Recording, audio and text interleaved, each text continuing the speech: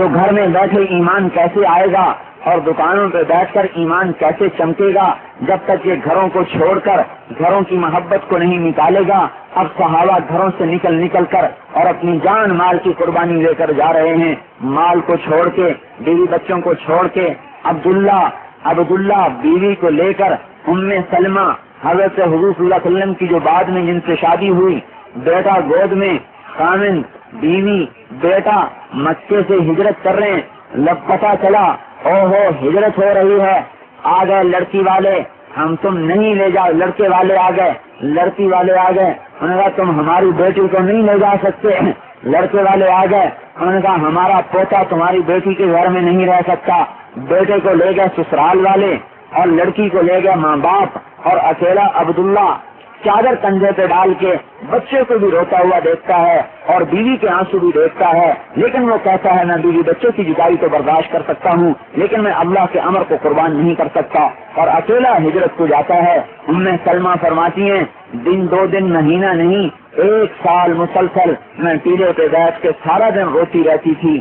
خامند بھی جدا، بچہ بھی جدا، نہ خامند کی شکل دیکھی نہ بچے کی شکل دیکھی. یہاں تک کہ کافروں کو ترس آیا، ارے ظالموں اس عورت کا کیا قصور ہے کہ اس کو بچے سے بھی جدا کر دیا، خامند سے بھی جدا کر دیا. میرے بھائیو اس حال میں آپ مدینہ پہنچے. مدینے والے اچھے بھلے کھاتے پیتے تھے، ان کو تو مہاجرین کو تو گھروں سے نکالا اور ان کے مال چھڑوائے. ابو بکر کی دکانیں قربان ہوئی، عثمان غنی کی چودراہٹ قربان ہوئی، عمر فاروق کی سرداری قربان ہوئی، حمزہ رضی اللہ تعالی عنہ کے وقار اور وجاہت قربان ہوا. مکہ چھوڑ کے جا رہے ہیں اور سارے کے سارے مدینے کی طرف کو دوڑ رہے ہیں.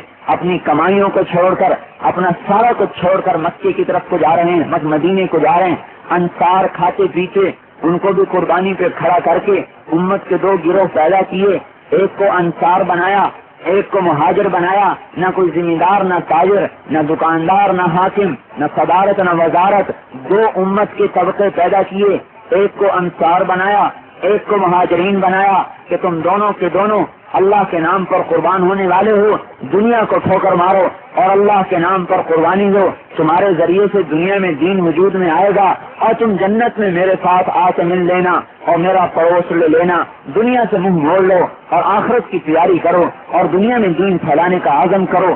صحابہ نے کہا ہم سب کچھ قربان کریں گے، آپ کے حکم کو قربان نہیں کریں گے.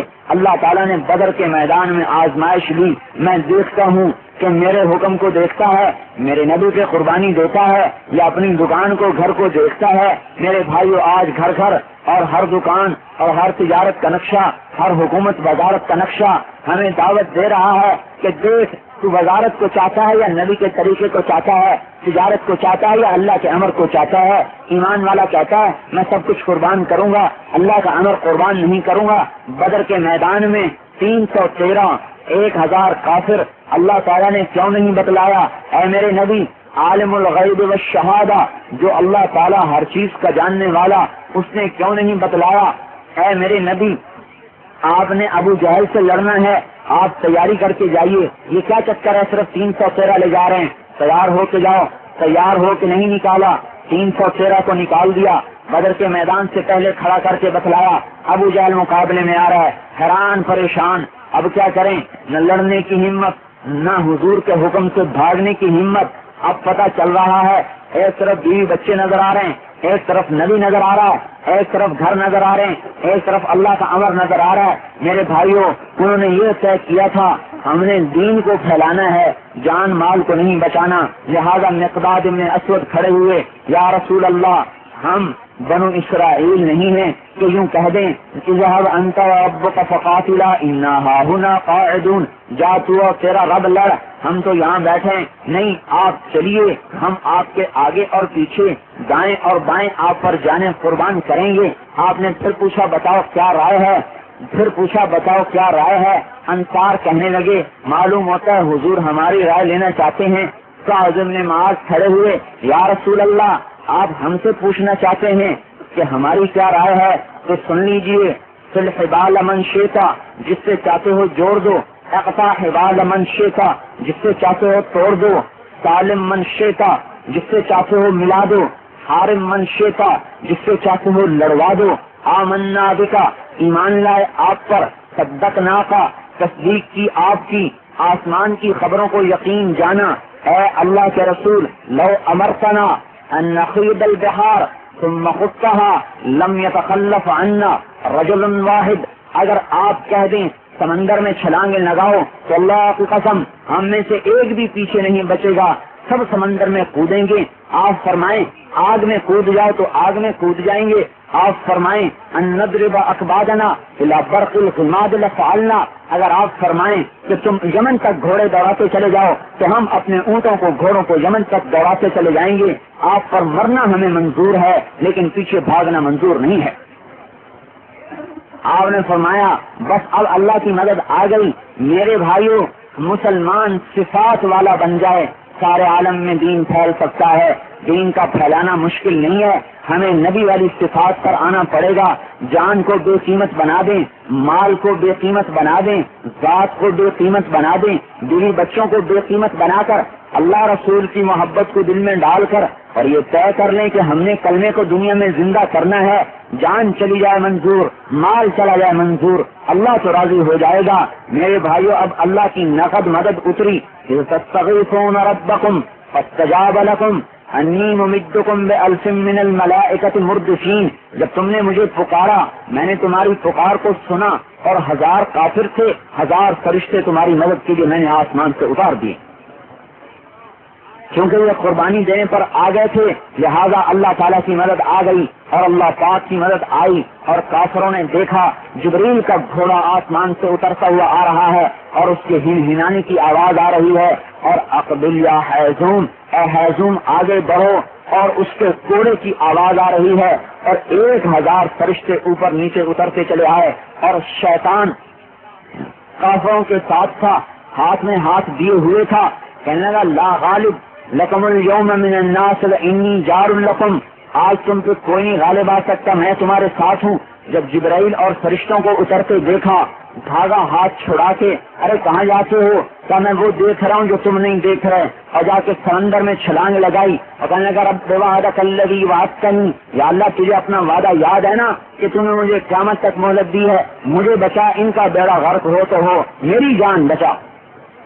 اسے اپنی ہلاکت کا خوف پیدا ہو گیا، اللہ کی مدد اتری اور اللہ پاک نے توڑ کے دکھا دیا کہ میری مدد جو میرے نبی پر اور میرے حکم پر کھڑے ہو جاتے ہیں اور میرے نبی کے حکم پر کھڑے ہو جاتے ہیں میں ان کی کیسے مدد کرتا ہوں۔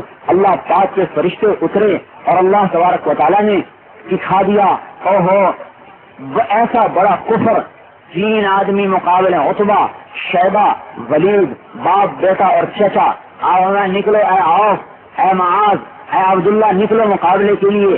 تینوں آئے، عتبہ کہنے لگا کون ہو؟ کہنے لگے انصار، کہنے اچھے لوگ ہو، اے پیچھے ہٹ جاؤ، اے محمد ہماری برادری ہمارے مقابلے میں بھیجو، ایسا طاقت اور کفر تھا اس زمانے کا۔ علی نکلو، حمزہ نکلو، ابو عبید نکلو، تینوں نکل رہے ہیں، دو چاچے کے لڑکے اور ایک چاچا، تینوں کو مقابلے میں بھیجا۔ عتبہ کہنے لگا کون ہو؟ حمزہ، کون ہو؟ علی، کون ہو؟ ابو عبید، کہاں ہمارے جوڑ کے ہو۔ ٹکر ہوئی، آپ کے ہاتھ اٹھے دعا کے لیے، اللہ پاک کی مدد اتری اور تینوں کافر قتل ہوئے، اور ابو عبید کی ٹانگ کٹی اور وہ زخمی ہو کر گرے اور جان کنی کا عالم طاری ہوا۔ حضور صلی اللہ علیہ وسلم کے پاس حضرت حمزہ اٹھا کر لائے، حضرت حضور کے قدموں میں گر کر فرمایا یا رسول اللہ پاؤں پکڑے، میں شہید ہوں نا، الست شہید، میں شہید ہوں نا۔ آپ کی آنکھوں سے آنسو نکلے، فرمایا بے شک میں تیرے اوپر گواہ ہوں، تو شہید ہے۔ چنانچہ انہیں دفن کیا گیا۔ ایک مرتبہ اس وادی سے گزر ہوا تو خوشبو اٹھی بڑی زبردست، صحابہ کہنے لگے یا رسول اللہ یہ خوشبو کہاں سے ہے؟ آپ نے فرمایا تم جانتے نہیں، ابو عبید کی قبر سے یہ خوشبو آ رہی ہے۔ میرے بھائیو انہوں نے طے کیا کہ ہم سب کچھ قربان کریں گے لیکن اللہ کے حکم کو قربان نہیں کریں گے۔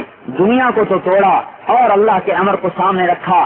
آپ نے اپنے اندر کے غم کو ان کے اندر منتقل کیا، دنیا کا غم نکالا۔ من کان ہمہ طلب الآخرہ جعل اللہ علیہ شملہ وجعل غناہ فی قلبہ فاتتہ الدنیا وہی راغمہ۔ جو آخرت کو غم بناتا ہے اللہ اس کے سارے غم دور کر دیتا ہے، اللہ اس کی ساری پریشانیاں دور کر دیتا ہے۔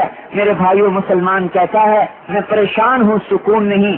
اللہ تعالیٰ فرما رہے ہیں اگر تو میرے دین کی طرف کو آ جا میں تیرے سارے غم دور کر دوں گا، میں تیری ساری پریشانیاں دور کر دوں گا، تیرے فقر کو دور کر دوں گا، غنا کو تیرے دل میں ڈالوں گا، دنیا تیرے پاس نہ کر کے آئے گی۔ ومن کان ہمہ طلبت دنیا، اور جو دنیا کو غم بنا لیتا ہے، فرق اللہ علیہ شملہ، اللہ اس کی دنیا کو پریشان کر دیتا ہے، اور وجعل الفقر بین عینیہ، اور اس کے سامنے خوف کو فقر کو طاری کر دیتا ہے۔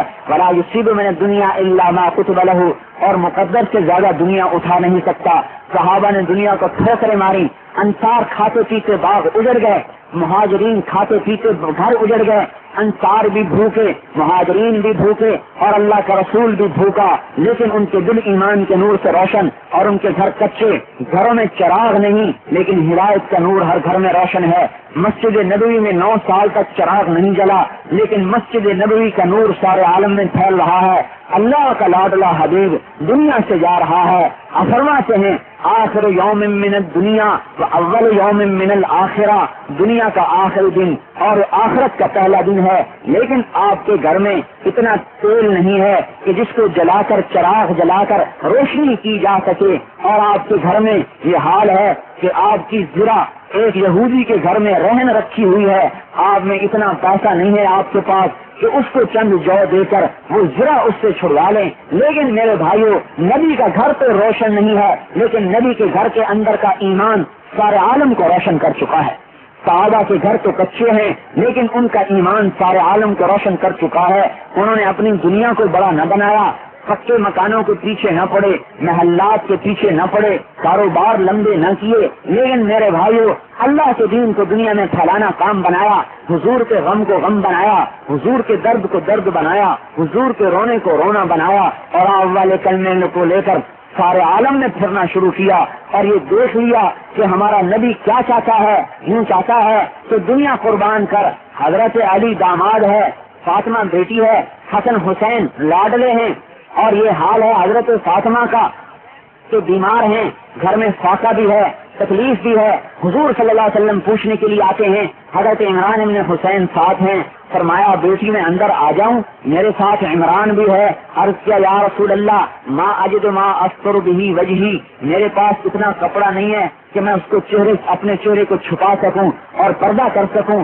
آپ نے کندھے سے چادر اتار کے اندر کی، بیٹی پردہ کرو، پردہ کیا، اندر آئے، بیٹی کیا بات ہے؟ فاطمہ کے آنسو نکلے، یا رسول اللہ بھوک، بیماری، پریشانیاں، تکلیفیں، انسان ہے کب تک صبر کرے؟ حضور صلی اللہ علیہ وسلم بھی رونے لگے، فرمایا بیٹی مت رو، تیرا باپ بھی 3 دن سے بھوکا ہے، اور یوں فرمایا اے بیٹی اگر میں چاہتا تو سونا چاندی کے پہاڑ میرے ساتھ چلتے، لیکن میں نے انکار کیا، اور اے فاطمہ خوش ہو جا، اللہ تعالیٰ نے تجھے جنت کی عورتوں کا سردار بنا دیا ہے۔ میرے بھائیوں یہ واقعات حضور صلی اللہ علیہ وسلم کے اس لیے امت میں چلائے گئے کہ امت کو پتہ چل جائے کہ ہم آئے کس کام کے لیے ہیں، کاروبار کے لیے نہیں آئے، ہمارے سامنے اللہ کے دین کو زندہ کرنا اور دین کو دنیا میں رواج دینا ہے۔ میرے بھائیوں شیطان تبلیغ والوں کو دھوکہ دیتا ہے، تم کاروبار کرو گے، لمبے لمبے تم پیسے کماؤ گے، پھر تم باہر ملکوں میں سال سال کے لیے جاؤ گے اور باہر ملکوں میں سفر کرو گے۔ میرے بھائیوں جو کاروبار بڑھاتے ہیں وہ کاروباری بنتے ہیں، جو تجارت بڑھاتے ہیں وہ تاجر بنتے ہیں۔ میرے بھائیوں وہ دعوت والے نہیں بنتے، دعوت والے دعوت پر پلتے ہیں، دعوت والے زہد پر پلتے ہیں، دعوت والے تقوی پر پلتے ہیں، دعوت والے عدل انصاف پر پلتے ہیں، دعوت والے نماز پر پلتے ہیں، دین کو پھیلانے والے رب سے مانگ کر پلتے ہیں۔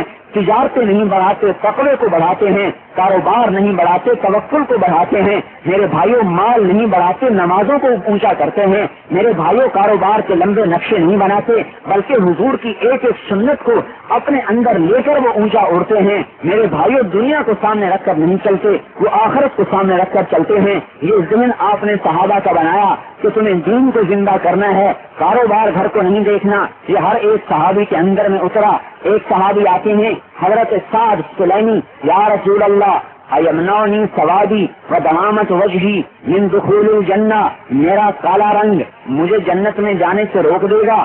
آپ نے فرمایا کیوں، کیا بات ہے؟ اگر تو ایمان والا ہے تو تجھے کون جنت سے روک سکتا ہے؟ فرمایا پھر بات یہ ہے میں غریب آدمی ہوں، میرا رنگ کالا ہے، میں بدصورت ہوں، لیکن میں بنو سلیم کے اشراف میں سے ہوں۔ بنو سلیم ایک قبیلہ تھا۔ اب بات یہ ہے کہ مجھے کوئی لڑکی نہیں دیتا، میرے کالے رنگ کی وجہ سے، میری غربت کی وجہ سے آپ نے فرمایا